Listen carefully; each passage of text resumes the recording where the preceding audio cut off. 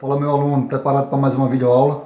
Então vamos lá, meu aluno. Vamos falar hoje sobre um tema muito bacana que está relacionado diretamente com nossa área, com a área de motocicleta, certo? E como eu vinha falando no vídeo, a gente está chegando no ciclo de fechar todo esse entendimento para a gente colocar, fazer ligações entre eles, porque o interessante de você aprender é você conseguir relacionar uma coisa com a outra, porque quando você não consegue relacionar, você fica perdido. Você vê aquilo ali, mas para você é como se você não estivesse vendo nada, porque você não conseguiu ainda relacionar, fazer uma ligação entre esses pontos. Então a gente vem desde os átomos, entendendo como funciona o átomo, né, a matéria, que é o átomo, molécula, e depois passamos aí para evoluindo para a tensão elétrica, depois viemos para a corrente, falamos sobre resistência e chegamos ao ponto de falar agora sobre a potência elétrica, que é demais relacionado com nossa área. Então a gente tem que começar dando um passo de cada vez. Ninguém consegue aprender, uma criança não consegue aprender a andar do dia para a noite. Ela evolui, começa sentando, depois se arrasta, em seguida começa engatilhando ali, né? Andando de 4 pés, até conseguir começar a dar os primeiros passos, cai, levanta e assim vai. Então, meu aluno, é só para dizer que a gente tem que saber evoluir aos poucos, sem pular etapa. O grande mal, eu torno a dizer que o grande mal da galera é querer pular etapas. Pulando uma etapa não se aprende, galera. Aprende ligando pontos, aprendendo funcionamento. Então, vamos aprender hoje o que é potência elétrica, certo? Vamos lá. A potência elétrica, geralmente, a gente associa a algo que tem mais poder, né? Então, vamos ver que não é tão por esse caminho que a gente deve ir. Por quê? Porque, vejamos, a gente tem duas lâmpadas para moto. Uma de LED, né? E outra com sistema de resistência elétrica, né, de resistência, incandescente, certo? Só que essa lâmpada de LED, ela tem um baixo consumo, ela tem uma potência menor, certo? Ela tem um consumo mais baixo, então ela tem uma potência menor. E essa lâmpada incandescente, por resistência, essa lâmpada de resistência, ela tem um consumo maior de energia, certo?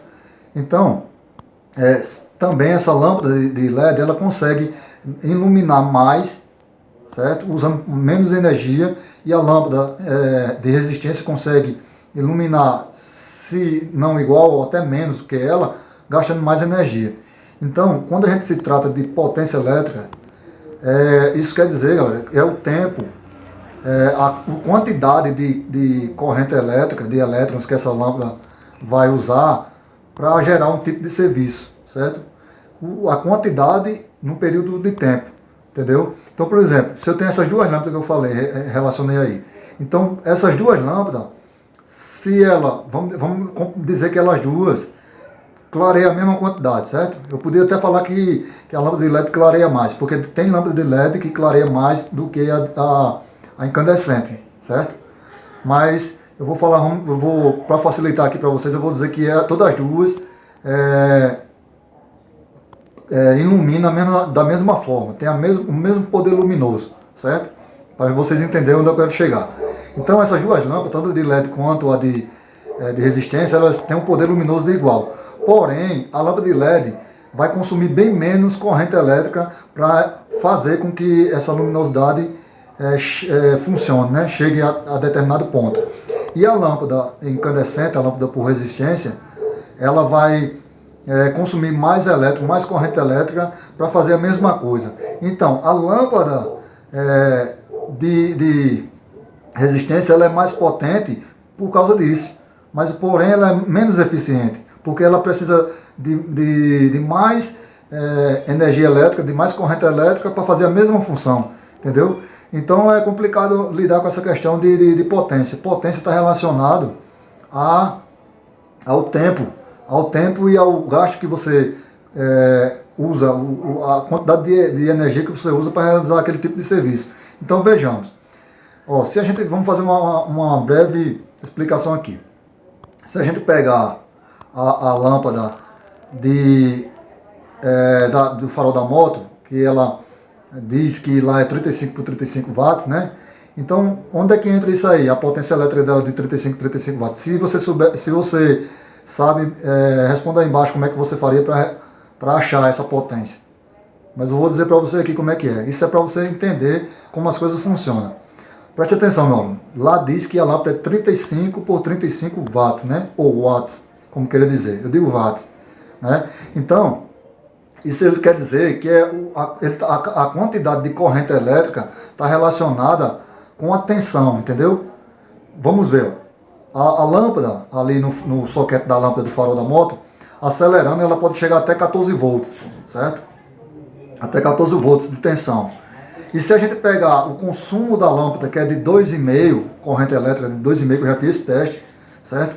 Então, se a gente pegar 14 volts, que é o punho acelerado ali, pode chegar até 14 volts lá no soquete, e a gente multiplicar vezes a corrente consumida pela lâmpada, a gente vai ter exatamente 35 watts. Por quê? Porque nós temos uma tensão de 14 volts vezes 2,5 watts, 2,5 ampere, certo? Então, 14 volts de tensão vezes 2,5 de corrente. Então, vamos ter aí uma potência aí elétrica de 35 watts. E 35 por 35, por que isso? Porque são dois filamentos, né? São o filamento da lâmpada farol alto e o filamento do farol baixo. Então, 35 por 35 watts, né? São os dois filamentos ali que ela está calculando. Então, você viu, meu aluno, que a potência não está sempre relacionada ao mais poder, entendeu? Porque, mesma coisa, a lâmpada de LED. A lâmpada de LED vai conseguir me dar essa mesma luminosidade gastando bem menos, né?